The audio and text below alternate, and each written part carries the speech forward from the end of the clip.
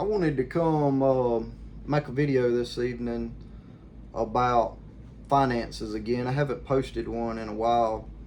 Again, this is for entertainment purposes only. I'm not a financial advisor. Do your own due diligence. I'm just here to tell what a poor guy that's got several businesses just trying to make it.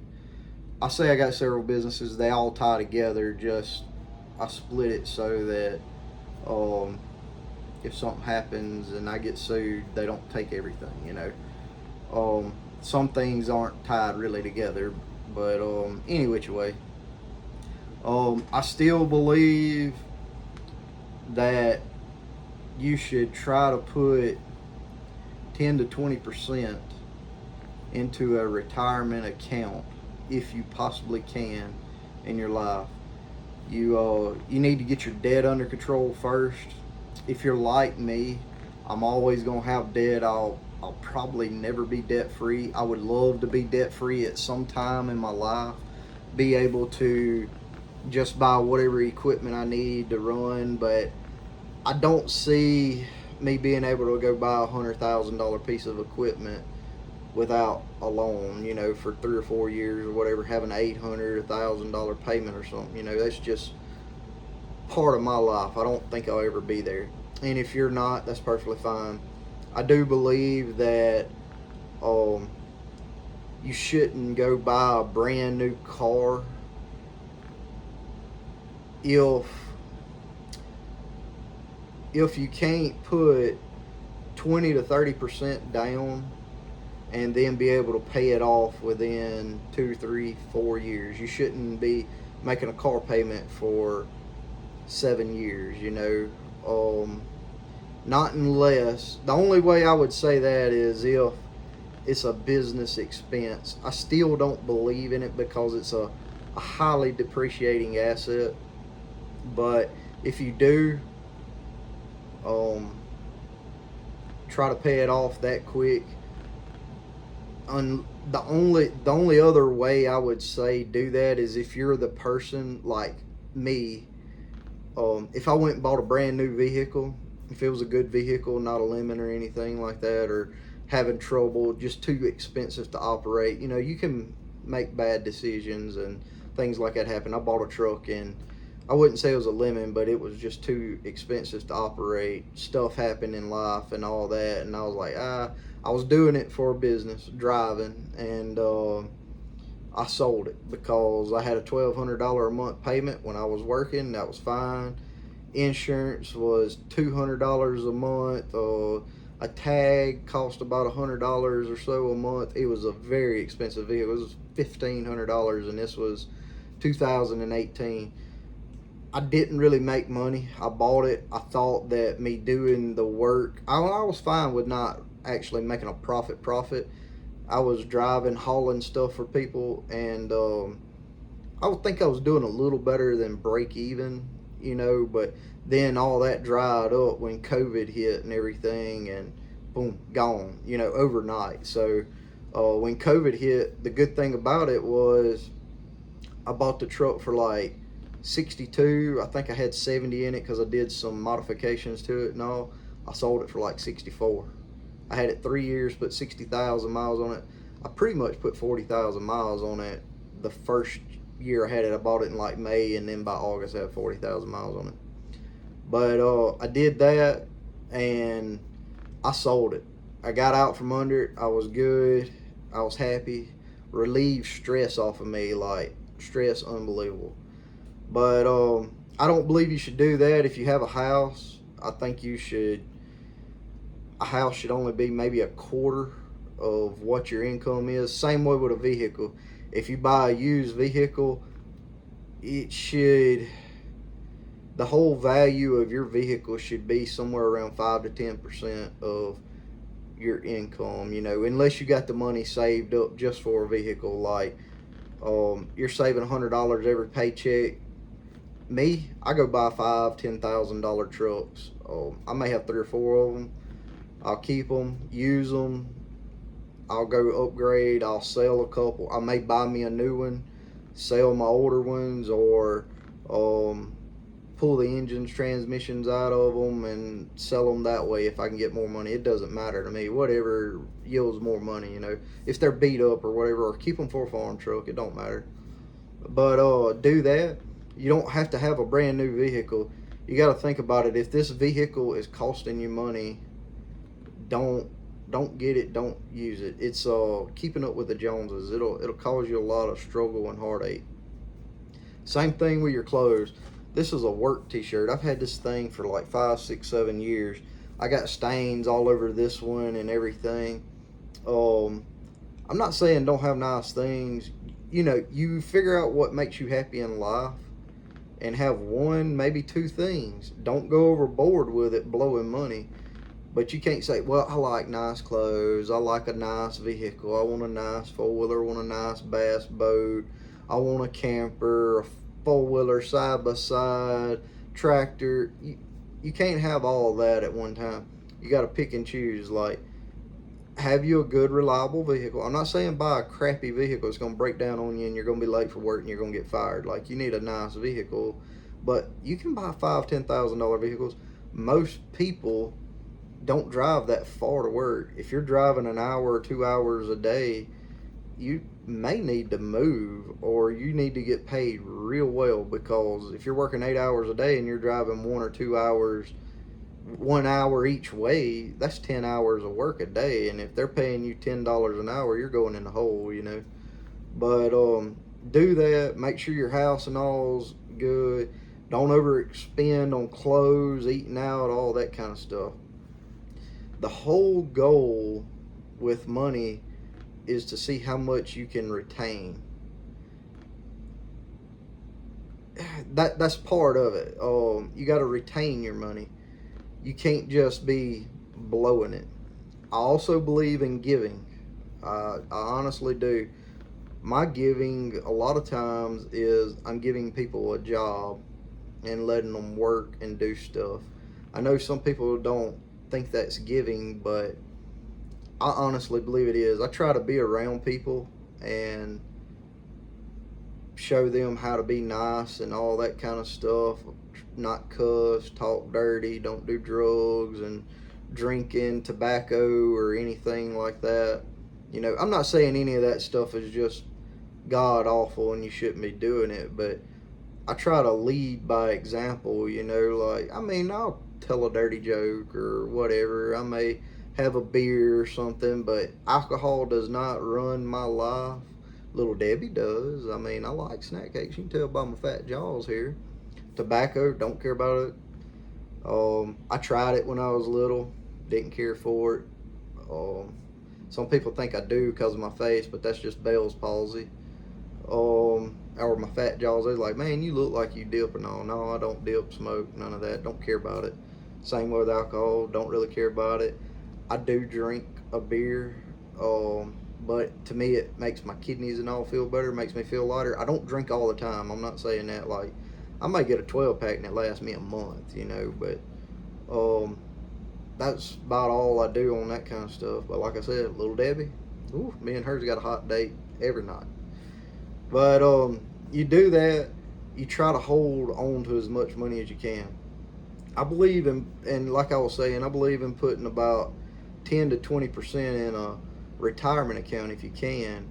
And if you can't afford but $5 a paycheck, $10, whatever, get something started and you'll see it grow. Don't overextend yourself doing that. But what I did was, that's my savings, retirement, and whenever I got started, emergency fund type thing.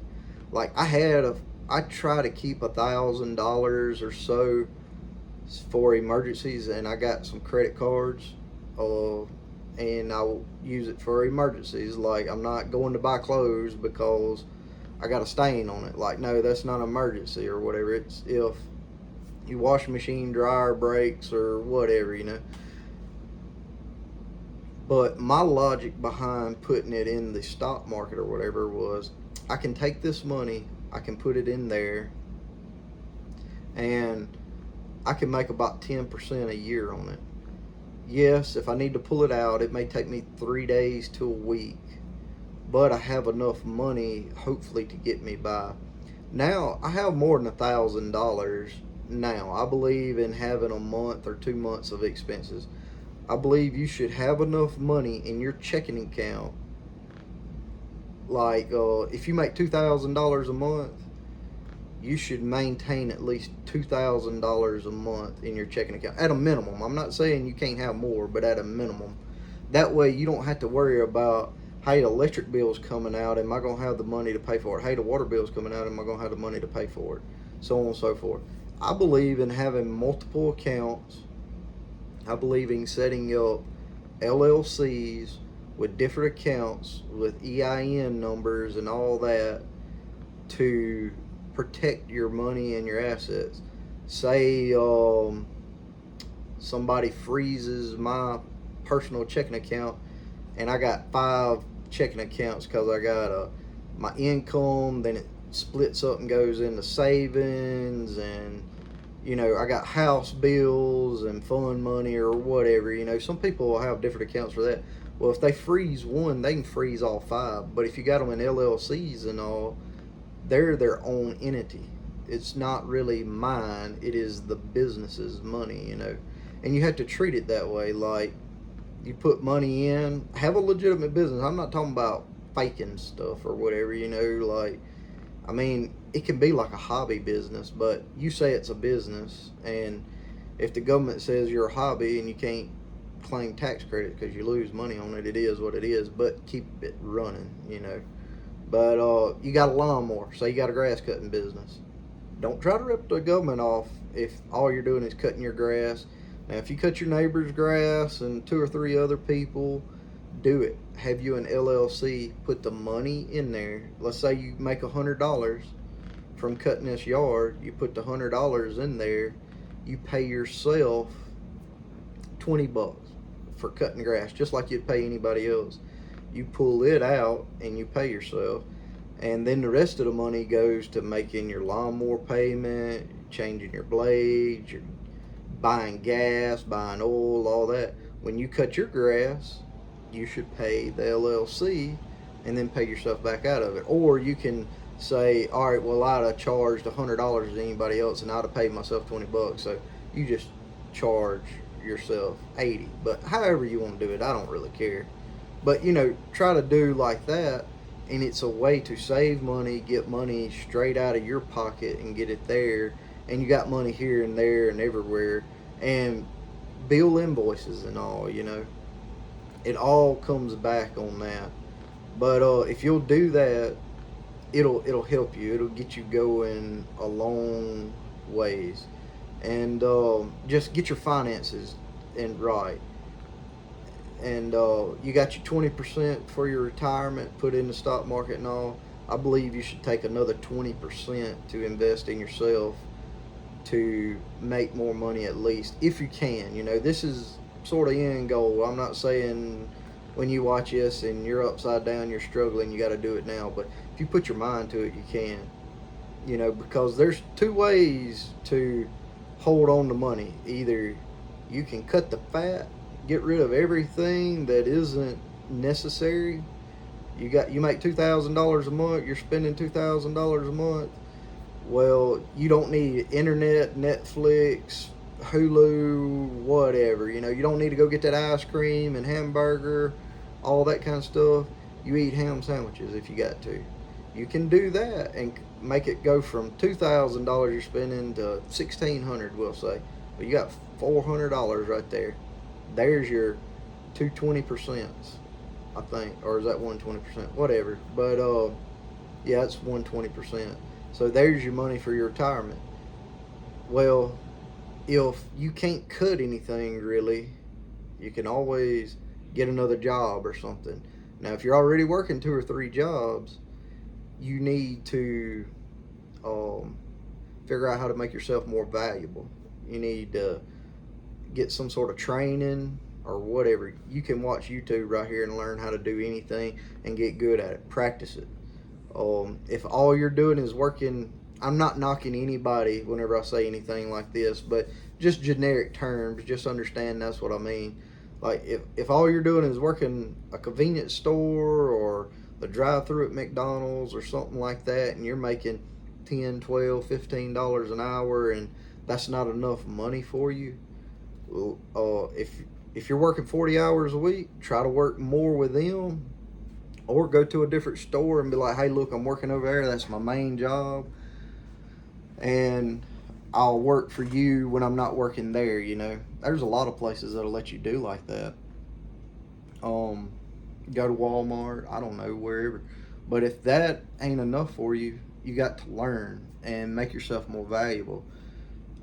If you're a mediocre person, and I got people that work for me, and I'll tell you, like, if you're a mediocre person and you're only worth $12 an hour, you're worth $12 an hour. Now, if you get out there and bust your butt and hump it, we're building shoot houses and feed troughs. If you help me build them and I'm paying you $20 a feed trough, and you get off work, you go to town or whatever, you go by and you talking to people, you're posting them on Facebook, you're telling everybody about it, and you sell feed troughs, I'll give you $5 extra for every one of them you sell or whatever. I have no problem with that. But do I have anybody doing that? No. I don't have anybody selling for me. It is what it is. I can't pay you anymore. All I can pay you is for what you do. If I had somebody do that or get out and manage it and get to selling, man, I'd love it. It'd make me happy. I'll pay you good, you know, whatever. And people may say, oh, $5 a feeder ain't a lot. Well, whenever you only make about $20 profit or so, $5 is a lot, you know, because $5 a quarter of what profit I make. So you're doing pretty good then for me to give you that. And yeah, one feeder, $5 won't make that big of a deal to you. But if you get out there and you sell 100 of them, that's $500. And plus, you get to make $20 a feeder for them 100. So that's $2,000. You made $2,500 off of building and selling feeders if I don't have to fool with it, you know. That's great. But you got to get out and hustle and do it. There's plenty of things to do. But this video is getting a little long. I'm gonna come back. I'm gonna post this video, and then I'm gonna post another video after this, telling what I do in the stock market and all. We got your finances under control now. Now let's get into your stock market. We'll see you on the next video. If you like it, like and share and subscribe.